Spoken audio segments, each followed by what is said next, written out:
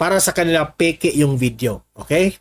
Mamaya, patuloy. Sila nagdodroga. Sabi pa nga, malinaw na paninira ito sa administrasyon. Pero si Presidential Son at Congressman Sandro Marcos tumanggi. Napatulan pa ang usaping ito nang makausap natin siya kanina dito sa Patasang Pambansa.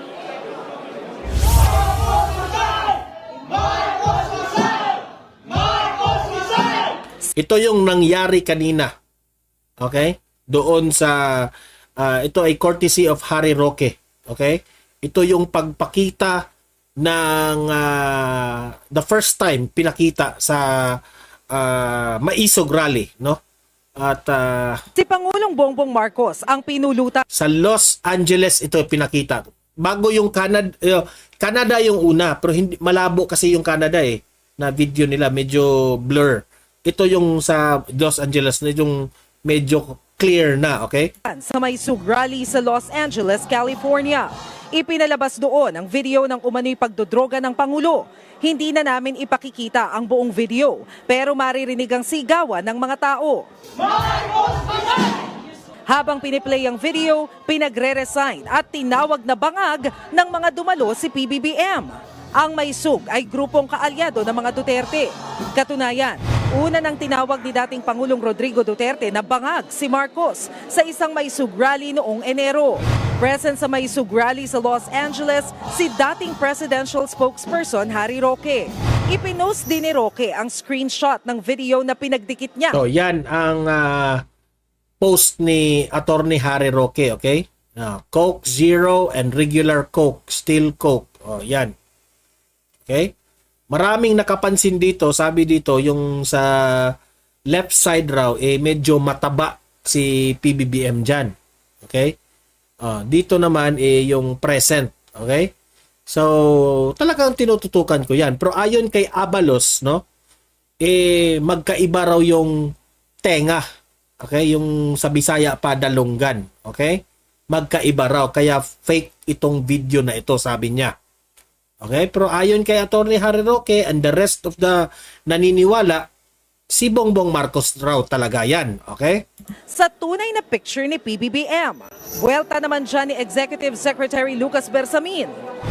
Koreano yun, hindi Pilipino. Koreano raw. Para sa akin ha, malabo yung kanyang comment ha. Di naman Koreano. Kasi ako ha, the way I observe, talagang Bongbong Marcos talaga yung mukha sa video. Nakita ko ha. Opinion ko yan ha. Para sa kanya, Koreano raw. Nakita mo naman. Paninira.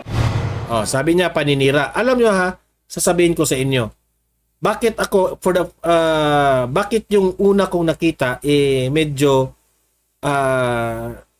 nag 2x2 ako. Sa Bisaya pa ba nagduha-duha ko. Para bang totoo ba ito? Hindi ba ito totoo? Kasi alam nyo, ang technology ngayon, grabe na kasi. 'Di ba? Yung AI ngayon,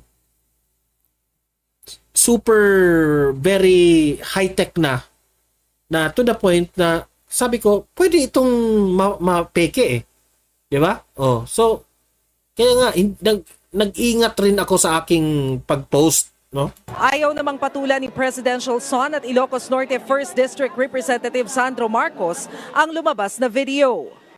It's clearly a pathetic attempt at destabilizing. I mean, at this point, are you really surprised? It's what they've been trying to do for so long already. It's quite pathetic.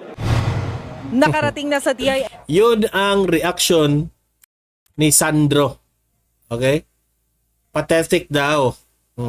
ang video at peke raw ito na maaaring Ito yung kay Abalos ha. ginawa gamit ang artificial intelligence. Bilang patunay, pinagdikit pa nga ni Abalos ang screenshot sa video at tunay na picture ng Pangulo. Sa tenga pa lang, magkaiba na raw ang dalawa. Hindi pa niya nakakausap ang Pangulo kaugnay nito, lalo't busy ang Pangulo sa kanyang sona. Sa litrato pa lang, nakita ko na, hindi po ang Pangulo ito. It is so unfair. It is so unfair. Isipin mo, itong araw na to is the state of the nation affairs. Tapos isasabi mo to on a By the way, Abalos ha, ito opinion ko ito, Sir Abalos. Hindi naman siguro unfair. Kasi it is a question of if totoo ba ito o hindi. Kasi kung totoo ito, the people also deserves to know. Unfair rin ito sa taong bayan kung hindi nila ito malalaman. Okay? So ngayon, deserve ng taong bayan na makita itong video na ito. Ngunit, ang taong bayan na po ang manghusga kung ito ay totoo o hindi. Sabi nyo, para sa inyo, hindi ito totoo. Kung hindi ito totoo, patunayan nyo. Imbestigahan nyo po ito. Okay? Kasi, ako, sa totoo lang, re-respetuhin ko yung investigasyon nyo. Okay? Kasi, yung kampo ng mga nagpakalat nitong video na ito, mag-investigate rin sila. May sarili rin silang, si Maharlika, may sarili rin siyang explanation kung saan ito galing, kanino ito galing,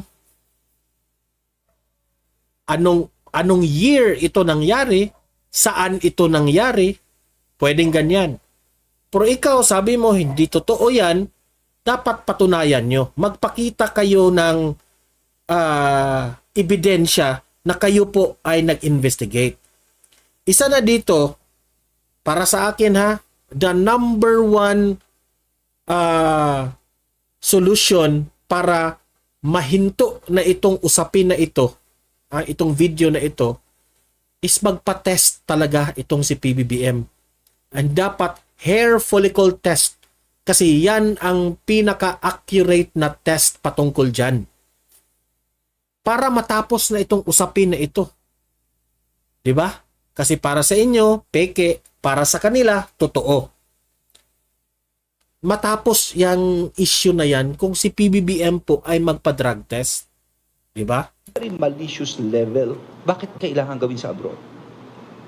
Okay, bakit kailangan gawin sa abroad? Alam mo, Abalos ha? Ako nang mag-answer sa'yo dyan. Nandun kasi yung maraming mga taong bayan dyan sa abroad, Los Angeles. Marami kasing mga supporters ng mga maisog na masasabi nating galit na rin sila sa administrasyon na ito. And also, si Maharlika po ay nasa abroad. Siya po ang may hawak sa video na ito, Abalos. Kaya doon ipinalabas yung video na yan. Dati na itong inamin ni Maharlika na may video siya, kaya doon niya pinalabas. Kasi nga, si Maharlika, takot rin siyang pumunta dito sa Pilipinas. Kasi sabi pa nga niya, baka magurgur siya. Diba? Kaya nga doon, sinabay ng maisog rally doon sa Los Angeles, kasama nila Harry Roque, doon nila tiniming ang video ipinalabas kasabay ng SONA. Okay, Abalos? I hope I answered your question. Hindi rito ko talagang totoo yan. Kinumpirma rin ng Department of Information and Communications Technology na peke ang video sa may sugrali. Ayon sa DICT, ano ba ang DICT? Department of Information and Communications Technology, ayon sa kanila, peke ang video. Sabi ko, bakit nyo kaagad sinabi na peke ang video? Ganun lang ba kabilis kayong mag-investigate na masabi nyong peke ang video? Sa ibang bansa nga, kapag sila nga yung nag-investigate sa mga ganitong bagay, it will take months, it will take weeks para makapagsabi silang peke ito o hindi. Especially yung mga forensic. They are very careful, gagamit sila ng mga science and technology para malaman ay ito ay totoo o hindi. And it will take weeks and months para malaman kung peke ito o hindi. Di ko maintindihan itong Department of Information and Communications Technology, bakit kaagad sinabi nila nung pinakita yung video, kaagad silang nag-conclude na peke ang video. Bakit? Tinest nyo ba na? Nyo ba? kaagad. Ganun lang kabilis yung test ninyo. Ano yung proseso ng pag-test ninyo? Ganun lang ba kabilis? O ganyan lang kahina ang inyong technology dyan sa pagsusuri na ito? Kasi doon sa labas, sa Amerika o kung saang lugar man yan, it will take weeks and months at sa labas na yan ha. Their technology there is very high-tech already. Pero yung Pilipinas, ang bilis. Walang 24 hours, meron na silang resulta na para sa kanila, peke raw. Di ba? Nakakatawa nga eh. We can confirm that this is really an edited video or a fake video. Ito si Yusek Jeffrey D. Ng DICT. Siya ang nag-confirm dyan kanina na ito ay peke. Ganyan kabilis. This is a fake video. Mapapansin niyo that the lighting is not consistent. And parang nandito maliwanag, the rest is madilim. Para kay Defense Secretary Yun lang, ganun lang kababaw ang explanation niya.